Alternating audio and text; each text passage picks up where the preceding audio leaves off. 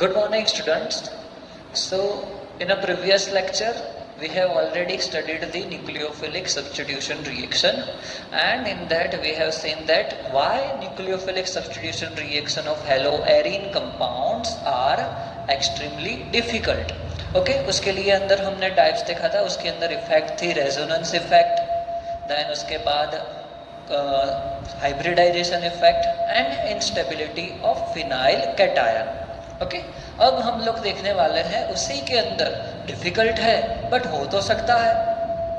हम लोग देखने वाले हैं कि hydroxyl group that means OH group वो क्या करेगा, हेलोएरिन में से हेलोजन का रिप्लेसमेंट करेगा. ओके, तो सिंपल रिएक्शन हमारे पास है कि क्लोरोबेंजीन लिया है, chlorobenzene can be converted into phenol. Okay, can be converted into phenol by heating in aqueous NaOH, by heating in aqueous NaOH solution at 623 Kelvin temperature and 300 bar pressure. Okay, और दूसरी reaction हम लोग करेंगे उसकी acid के साथ. Always remember H plus denote as acid. तो फिर आपको मिलेगा फिनॉल. दैट मीन्स क्या हो जाएगा, Cl जो है क्लोरोबेंजीन में से वो सब्सटीट्यूट हो जाएगा किससे, OH से.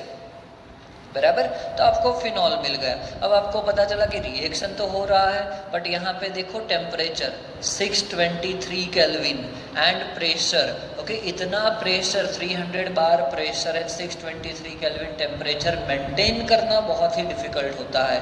और जो यहाँ पे आपको प्रोडक्ट है वो भी कम अमाउंट में मिलती है. तो अब देखते हैं कि यहाँ पे हमें अगर प्रोडक्ट के परसेंटेज यील्ड हमें इंक्रीज करनी है तो क्या कर सकते हैं. तो सबसे पहले देखते हैं यहाँ पे कि इलेक्ट्रॉन विड्रॉइंग ग्रुप इफेक्ट. हमने ऐसा देखा था रेजोनेंस इफेक्ट की वजह से क्या होता है, रिएक्शन बहुत ही कम अमाउंट में होता है. उसका रीजन यही है, चलो देखते हैं. ड्यू टू रेजोनेंस इफेक्ट क्या होगा कि यहाँ पे क्लोरीन है, it has 3 lone pair of electrons. So what will happen कि यहाँ पे पार्शियली डबल बॉन्ड रहता है. पार्शियली डबल बॉन्ड होने की वजह से क्या होगा, वो इलेक्ट्रॉन डोनेट कर रहा है. रेजोनेंस इफेक्ट की वजह से पार्शियली डबल बॉन्ड रहता है. अब ये जो बॉन्ड है हमें एक्चुअली क्या करना है कि कार्बन हेलोजन बॉन्ड को वीक करना है. अगर वीक करेंगे तो इजीली ब्रेक कर सकते हैं. तो फिर उसके लिए हम लोग यूज करेंगे electron withdrawing group like NO2. We can also use sulfonic acid SO3H group, or we can also use aldehyde group और carboxylic acid group. But simplicity के लिए हम लोग नाइट्रो ले रहे हैं क्योंकि वो ज़्यादा इंटरफियर भी नहीं करेगा. तो फिर देखते हैं उसके अंदर कि अगर NO2 ग्रुप ऐड करते हैं तो क्या होता है. चलो यहाँ पे तो ये पार्शियली डबल बॉन्ड बन जाता है, सिर्फ क्लोरोबेंजीन है. अब हम लोग क्या करते हैं, हम लोग उसके अंदर एक और ग्रुप ऐड करते हैं उसकी ऑर्थो पोजीशन पे. यहाँ पे क्लोरीन तो है, यहाँ पे ऑर्थो पोजीशन पे हम लोग ऐड करते हैं. So what will happen, NO2 is the nitro group and it is a electron withdrawing group. So what will happen, it will pull the electron from the benzene ring.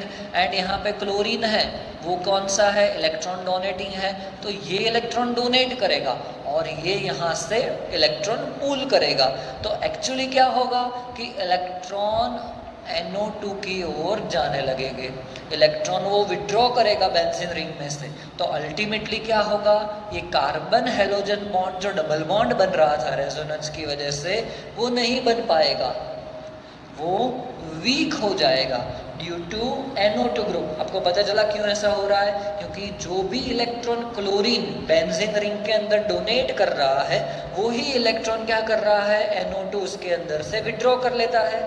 तो जो electron donating group effect था जिसकी वजह से partial double bond बनता था, वो क्या हो रहा है, अब NO2 उसके अंदर से इलेक्ट्रॉन विड्रॉ करने की वजह से डबल बॉन्ड नहीं बन पाएगा. ठीक है, तो ये बॉन्ड वीक हो गया due to 1 electron withdrawing group. चलो सेम पे, चलो दूसरा अगर हम लेते हैं कि हम लोग क्या कर रहे हैं, एक ऑर्थो पोजीशन पे डाला और एक हमने पैरा पोजीशन पे डाला, तो भी वही होगा कि यहाँ पे क्या होगा कि क्लोरीन है, क्लोरीन इलेक्ट्रॉन डोनेट कर रहा है अपना, बराबर, बट वही चीज नाइट्रो क्या करेगा, इलेक्ट्रॉन अपनी ओर खींचेगा। Okay, so due to to nitro group carbon halogen bond becomes more weak, it is become more weak. same way अगर हम लोग 3 ग्रुप लेते हैं, बराबर, हमने क्या किया, यहाँ पे 3 इलेक्ट्रॉन विड्रॉइंग ग्रुप ले लिए, तो क्या होगा, तो ऐसा होगा कि नाइट्रो ग्रुप होगा वो हर डायरेक्शन से इलेक्ट्रॉन अपनी ओर विड्रॉ करेगा, बराबर, हर डायरेक्शन से। तो क्लोरीन चाहे इलेक्ट्रॉन डोनेट कर ले बेंजीन रिंग में रेजोनेंस इफेक्ट को जनरेट करने के लिए, बट वो हो नहीं पाएगा, तो उसकी वजह से क्या होगा, बॉन्ड इतना वीक हो जाएगा कि इजीली हम उसको ब्रेक कर सकते हैं। उसके लिए हमें ज़रूरत ही नहीं है ज़्यादा कुछ टेम्परेचर या प्रेशर की, यहाँ पे बॉन्ड बहुत ही वीक हो जाएगा। तो आपको एक स्पेसिफिक चीज़ याद रखनी है कि as electron withdrawing group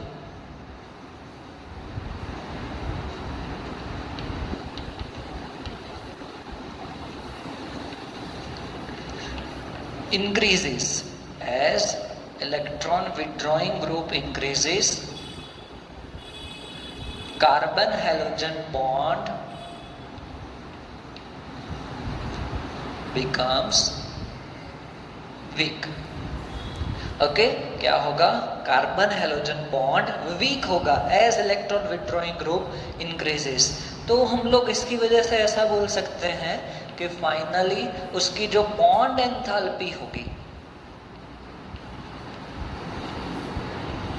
bond enthalpy क्या होगी, डिक्रीज होगी। बॉन्ड एंथैल्पी डिक्रीज होगी तो इजीली हम उसको ब्रेक कर सकते हैं, ठीक है। तो हमें ये पता चला कि इलेक्ट्रॉन विड्रॉइंग ग्रुप की इफेक्ट क्या होती है हेलो एरीन कंपाउंड में। चलो हम उसके एग्जांपल्स देखते हैं अब, कि हमने यहाँ पे एक नाइट्रो ग्रुप ऑर्थो पे डाला है, तो आप याद करो आगे का जो टॉपिक था क्लोरोबेंजीन वाला, कि उसके अंदर सिर्फ और सिर्फ हमने aqueous NaOH 623 kelvin temperature and 300 bar pressure था।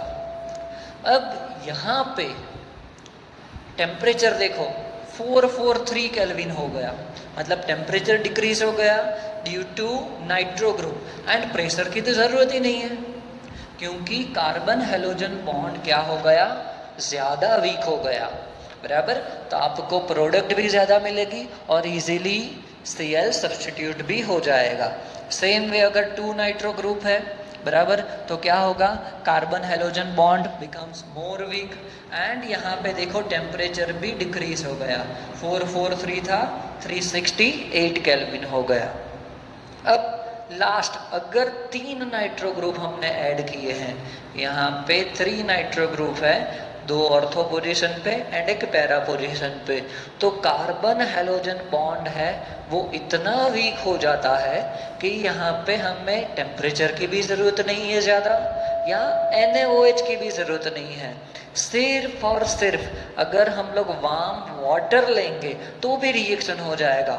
You know that water contains H plus and OH minus, so OH minus यहाँ भी है वाटर में, तो easily water can substitute the halogen atom, but कब, जब हमारे पास फुल्ली सब्स्टिट्यूटेड कंपाउंड है कि नाइट्रो तीनों ऑर्थो एंड पैरा पोजीशन पे है, तो इजीली सब्स्टिट्यूशन हो सकता है।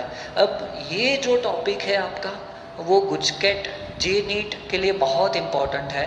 कैसे कि यहाँ पे आपको डिफरेंट क्वेश्चन पूछे जा सकते हैं कि कौन सबसे ज़्यादा रिएक्शन देगा, प्रोडक्ट किस में सबसे ज़्यादा मिलेगी, या कौन सबसे स्लो रिएक्शन देगा, इंक्रीजिंग ऑर्डर लिखो, डिक्रीजिंग ऑर्डर लिखो, तो आपको याद रखना है अगर न्यूक्लियोफिलिक सब्स्टिट्यूशन रिएक्शन है तो जैसे जैसे इलेक्ट्रॉन विड्रॉइंग ग्रुप इंक्रीज होते जाएंगे वैसे वैसे रिएक्शन भी फास्ट होगी और उसके अंदर प्रोडक्ट भी ज़्यादा मिलेगी।